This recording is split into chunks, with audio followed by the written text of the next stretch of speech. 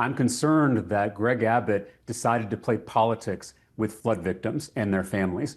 The only emergency that we should be coming to the state capitol to address is flood mitigation and disaster prevention. That's what Texans want us to focus on. It's why my Democratic colleagues and I showed up on the first day of the special legislative session 2 weeks ago. We begged our Republican colleagues to prioritize flood victims and their families, and they refused. But the reality is, but Representative, the reality is the consequence of the decision, regardless of whether or not it's a talking point, is that this bill is not going to advance. Is that a bad thing if this bill doesn't advance? And who put flood mitigation after redistricting on the agenda? The Republicans. They control the floor. Exactly. They have made that decision. Exactly. But there will be consequences to your decision here, too, will there not?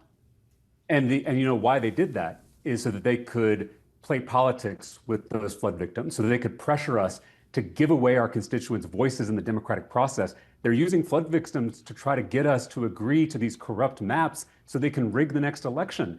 We are not willing to sacrifice the American experiment. We begged them to prioritize flood victims, and they refused to do so. This is cynical politics at its worst.